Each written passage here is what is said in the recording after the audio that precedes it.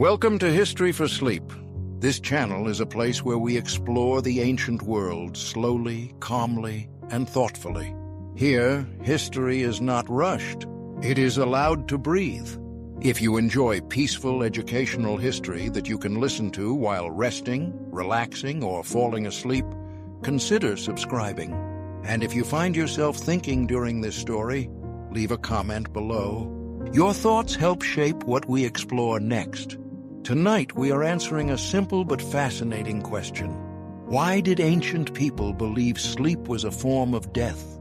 This belief appears again and again across cultures that never met each other, across continents, across thousands of years. And it was not superstition without reason. To understand this belief, we must first understand how ancient people experienced the night. In the ancient world, night was not quiet. It was dangerous. There were no streetlights, no locked doors as we know them, no artificial glow to push the darkness away. When the sun disappeared, visibility vanished with it. Predators hunted. Thieves moved unseen. Illness worsened in the cold.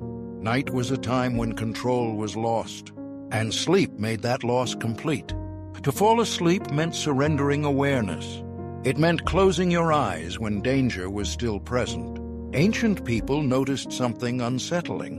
When someone slept, they looked like the dead. The body lay still, the eyes closed.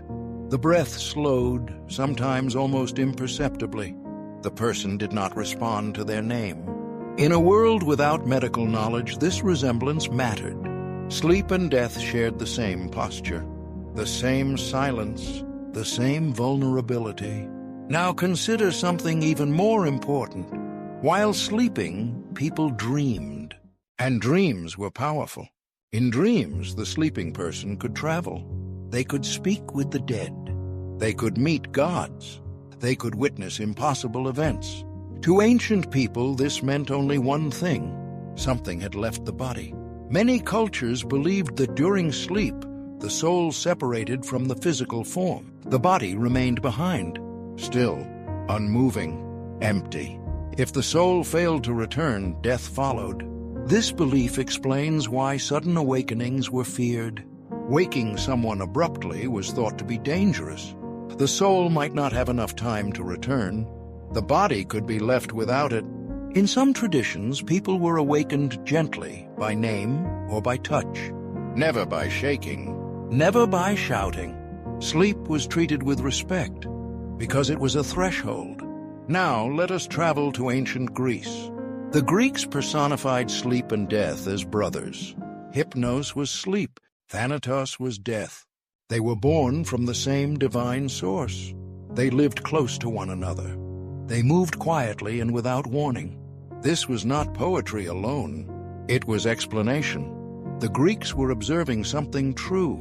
Sleep and death both remove consciousness. Both separate awareness from the body. Both cannot be resisted once they arrive. To the Greek mind, the difference between sleep and death was duration. Sleep was temporary. Death was permanent. But the experience looked nearly identical. Now let us move to ancient Egypt. The Egyptians believed the soul was complex. It was not a single thing. It had many parts. The Ka, the Ba, the Ach. Some parts stayed with the body.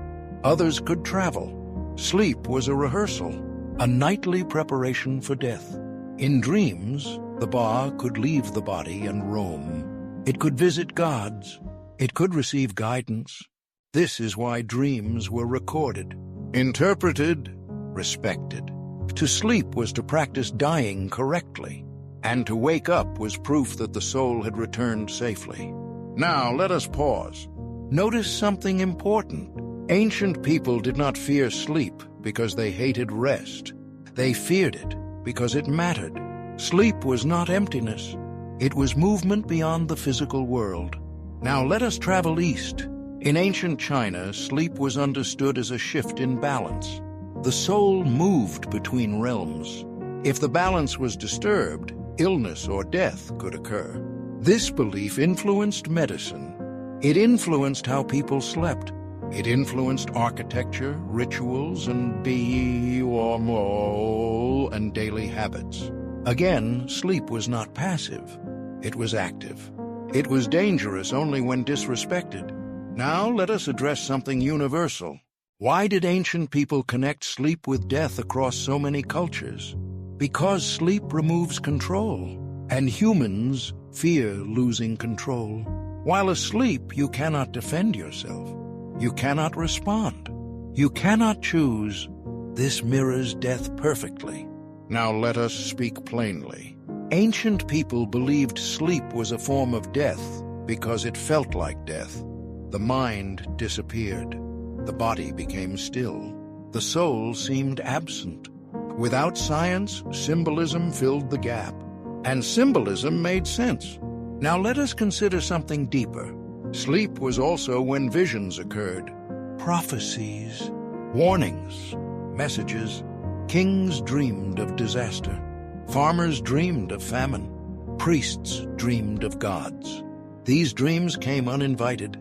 They felt external. Ancient people did not believe they were inventing these experiences. They believed they were receiving them. This reinforced the idea that sleep opened a doorway. And doorways are dangerous. Now, let us slow further. In many cultures, dying in one's sleep was considered strange. Peaceful, yes, but mysterious. Because death came without struggle, without warning, without awareness. This strengthened the idea that sleep and death were deeply connected. Now let us reflect on language. Even today we say someone has passed away. We say they are at rest. We say they fell asleep. These phrases are ancient. They survive because the association still feels true. Now let us gently prepare to continue. In the next part we will explore how this belief shaped daily life. Why sleep rituals existed, why night gods were feared, and how this belief slowly changed with science. As ancient societies lived with this belief, it quietly shaped how people behaved every single day. Sleep was never treated casually. Where you slept mattered. How you slept mattered. Who slept near you mattered. In many ancient homes, people slept together in the same room. Not for comfort, but for safety. If sleep was a form of temporary death, then being watched mattered. Someone awake meant protection. Someone awake meant your soul had a better chance of returning. This is why night watches existed long before organized armies. Someone had to stay alert while others crossed into vulnerability. Now let us look at rituals. Many ancient cultures performed small actions before sleep. Prayers, offerings, blessings. These were not bedtime habits. They were safeguards. Asking gods for protection. Asking ancestors to watch over the body. Asking spirits not to interfere with the soul's journey. In Mesopotamia, people prayed before sleep to avoid nightmares sent by angry gods. In Egypt, protective amulets were placed near the bed. In Rome, household spirits were honored before nightfall. These practices existed for one reason: sleep opened the door. Now let us speak about nightmares. Nightmares were not considered imagination. They were attacks. If a dream caused fear, pain, or paralysis, it meant something hostile had entered the soul's journey. This is why sleep paralysis was especially terrifying. The body could not move. The mind was awake. The soul felt trapped. Ancient people described shadow figures, pressure on the chest, a presence watching. Across cultures, these descriptions are nearly identical. To ancient people, this confirmed the danger. Sleep could fail. The soul could be interrupted. Death could follow. Now let us examine night gods. Many ancient gods ruled the night, but few were comforting. They were neutral at best, dangerous at worst. Nyx in Greece represented night itself, powerful, ancient, uncontrollable. Even Zeus feared her. In Norse belief, night was personified and feared.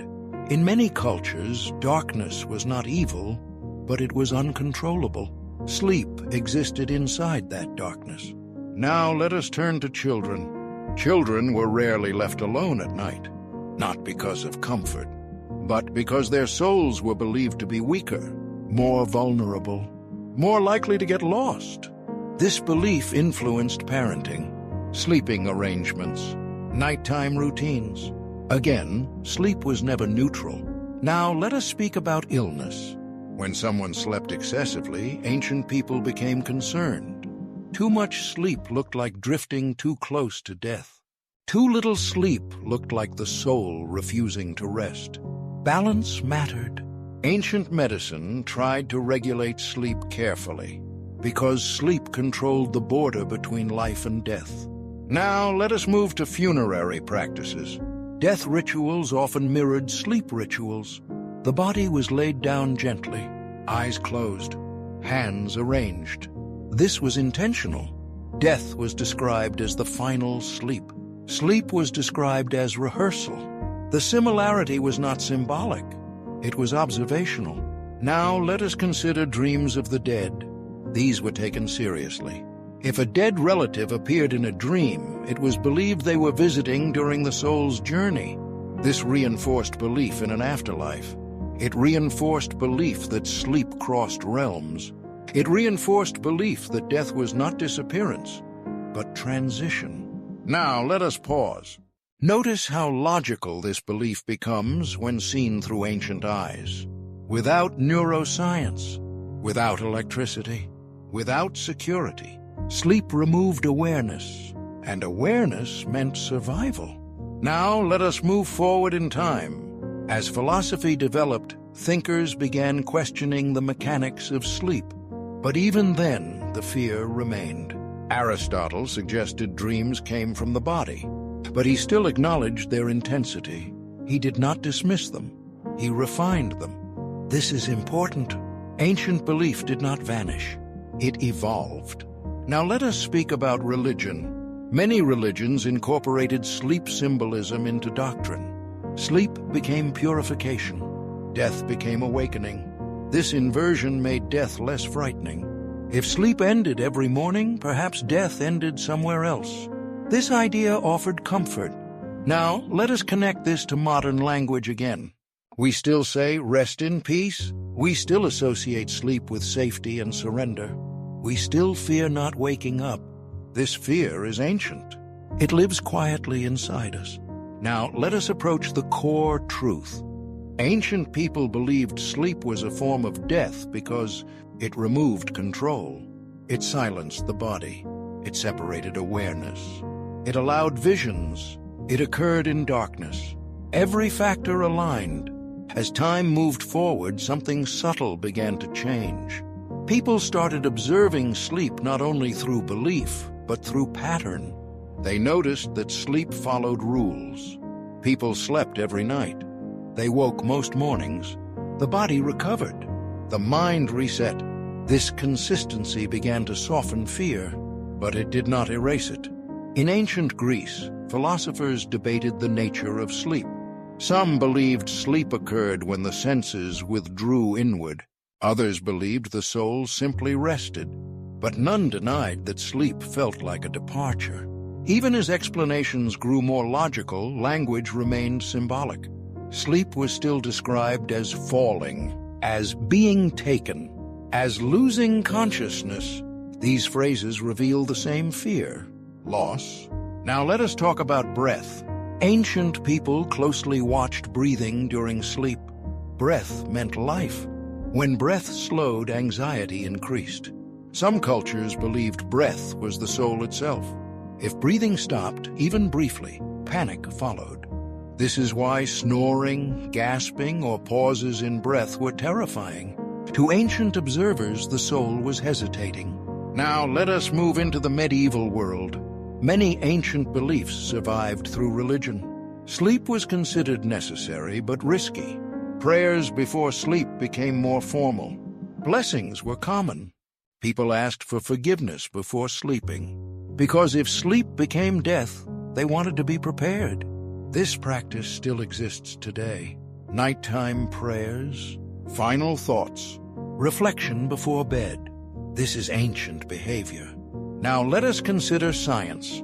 Modern science explains sleep through brain activity, dreams through memory and emotion. The body remains alive. The mind reorganizes. But here is something important. Science explains how sleep works. It does not change how sleep feels. You still lose awareness. You still surrender control. You still trust that you will return. This is why ancient fear lingers. Now let us address the emotional core. Sleep requires trust. Trust that the body will function without awareness. Trust that danger will not arrive. Trust that consciousness will return. Ancient people lived with far less safety. That trust was harder. Now let us speak clearly. Ancient people did not believe sleep was death because they misunderstood life. They believed it because they understood vulnerability. Sleep is the most vulnerable state humans enter voluntarily. That has not changed. Now let us connect this belief to storytelling. Many ancient myths involve characters falling into magical sleep, sleeping for years, sleeping until awakened, sleeping near death. These stories reflect cultural understanding. Sleep is reversible death. Death is irreversible sleep. The boundary fascinated people. It still does. Now let us move toward meaning. What does this belief tell us about ancient people? It tells us they were observant. They noticed patterns. They respected forces beyond control. They understood that awareness equals survival. Now let us slow down. Imagine an ancient night. No lights, no locks, only fire and shadow. Sleep would feel dangerous. Waking would feel miraculous. Every morning would feel like survival. Now let us approach the ending. Ancient people believed sleep was a form of death because it was the closest experience they had to leaving life and returning. It was a daily crossing, a test, a surrender, and waking up was proof of life. Now let us close gently. If you have listened this far, thank you for spending this quiet time with History for Sleep. If you found this story interesting, thoughtful, or calming, consider leaving a comment below. Your engagement helps this channel grow and reach others who enjoy learning history at a slower pace. And if you would like more calm explorations of ancient beliefs, rituals, and mysteries, subscribe and join us again. The past is never silent. It speaks every night. Sometimes it speaks when we sleep.